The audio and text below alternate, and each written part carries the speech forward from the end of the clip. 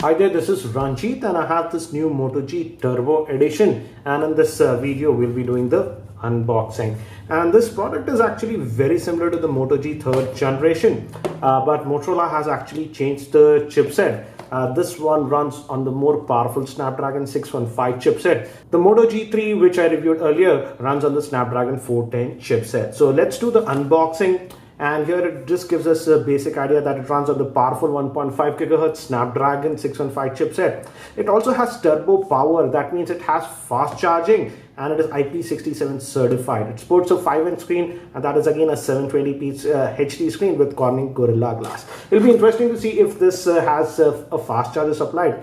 And here it says that it is 4G dual SIM and that octa-core processor regarding charging, and it also has a micro SD card. So let's open this up. And I believe this product, this Turbo Edition, was also launched in some other countries, but it's not available in every region. So here is the device itself. As you can see, we'll keep that to the side, and let's just look further.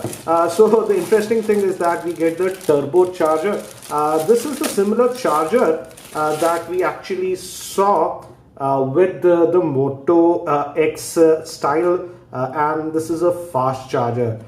So this can charge it actually very quickly. And apart from the standard output at 5 volts, it can also output at 9 and 12 volts. So this is a fast charger. So separately, this is pretty expensive. So it's glad to see that Motorola is bundling this one in the box.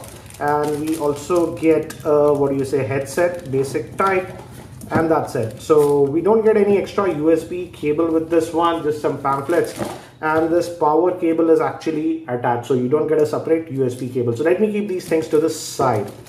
So as you can see, this is the Moto G Turbo Edition, and it is again IP67 certified, so it is sort of water resistant also, and if water falls on it, it should be fine.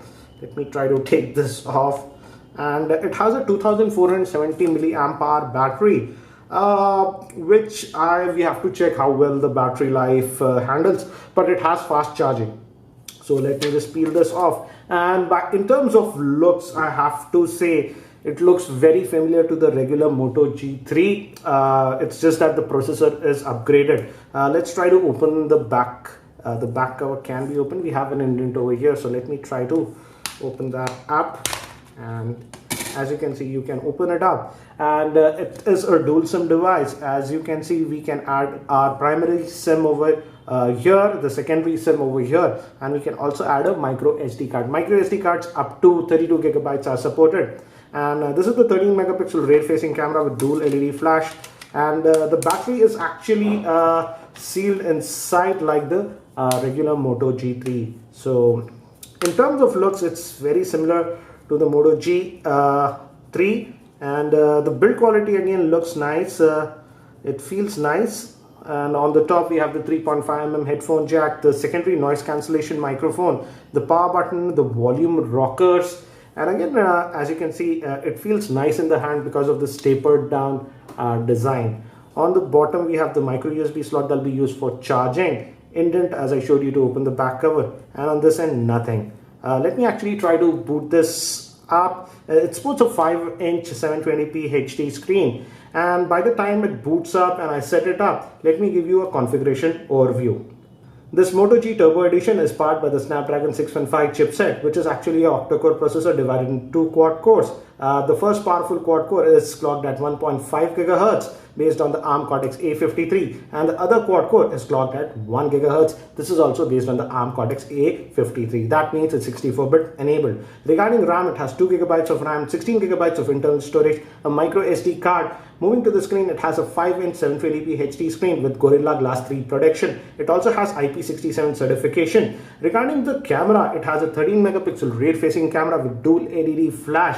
And moving to the front facing camera, it's a 5 megapixel shooter. It has a 2470 milliamp hour battery, and it also supports turbo charging. And regarding the availability, this product is sold in India via Flipkart for 14,500. I'll have links for Flipkart in the show notes. So if you're buying it from Flipkart, please use my link. It does help the channel. So we are set up, and again it says that it is IP67 certified. but make sure that the back cover is fitted properly. So it just shows you how to put it. And actually, let's look what is the Android version do we get with this one. And if we go to about, it's running on the Android version 5.1.1, which is Android Lollipop. But again, as it's a Motorola device, this one should also get the Marshmallow update very soon. So let me just go back and let me adjust the brightness a little bit. As you can see, let's go back. Let's look at the storage. And out of that 16 gigabytes, we get about 11 gigabytes of space free, and we can add a SD card up to 32 gigabytes. And as you can see, it also says USB OTG. So USB OTG is also supported. And again, it's very familiar to the Moto G3. We also have the adaptive brightness, that is sort of auto brightness on these devices. And it's a comfortable phone in the hand. It's slightly heavy for a 5-inch device, but overall I would say very comfortable. If you have used the regular Moto G3, it is very similar to that. And again, we have some Google specific apps, the Play Store, and these are the apps that are preloaded. So we also have the FM radio on this one, and some Motorola apps like the Motorola Migrate. So these are the apps. So not a lot of bloatware, hardly any bloatware apart from this Moto specific apps. And as we are connected, let's fire up the web browser. And the biggest thing will be the Snapdragon 615 chipset. It will be interesting to see how it handles gaming, because the regular Moto G3, though it ran fine for the most part, I would say, but with some heavy games there was some lag in the games. And this is the default keyboard that we get, and we also have a number row, which is sort of interesting. And also I will definitely test to see if this device tends to exhibit any heating. And let's just go to full screen. So again, as expected, it's loading it fine. But regarding the screen, I would say again, it's a warm tone, so it's slightly on the yellow side. It's not totally yellow, but definitely the screen temperature is a little bit on the warmer side. Regarding the viewing angles, it is okay, but not the best that I have seen. But certainly a decent screen, but it's not pure white if you're looking for that. It has that warm tint in my opinion. Again, we have this multitasking tray over here, home button, and back again, these are virtual buttons. Let's actually, let me try to play a YouTube video and let's see how is the speaker. Give me a second, guys. So I've just set up YouTube account. Let's just go to our own channel, that's Kiki Ranjit, and let's just try to play one of the videos, for example this Nexus 6P video, and let's see.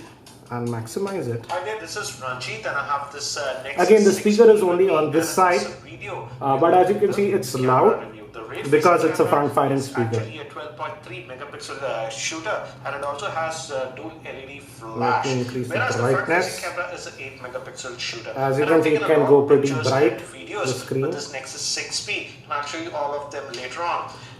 But before that, let me show you the just get out. face. So the speaker is okay because it's a front-firing speaker, but the speaker is only at the bottom. And interesting thing would be how it performs in gaming because of the powerful chipset, that's the Snapdragon 615. And I'll also test how quickly it charges, because now it supports the quick charging. The camera is again a 13 megapixel shooter. So this is the camera app. You can just tap and you can slide to zoom, and we also have the quick capture, that is twist, to open it up. So let me bring some objects nearby, and you just tap and it takes the pictures. As you can see, just tap in and it takes the pictures. But you can enable the tap to for changing the exposure. I personally like doing this, so you can adjust the exposure like this and take the pictures. Looks like the camera is very similar to what we have seen on the regular Moto G3. So looks like that. And again, the Moto G3 camera was good, so it should be the same with this one. I won't try to post a dedicated video regarding the camera performance, but I'll definitely try to test the gaming performance on this new Moto G Turbo Edition to see how it performs with heavy games. So guys, that's it for now for this unboxing and first look at this Moto G Turbo Edition. So if you have any specific questions around this device, do post them in the YouTube comments and I'll try to include them in my review. Thanks for watching. This is Ranjit and I hope to see you in my next video.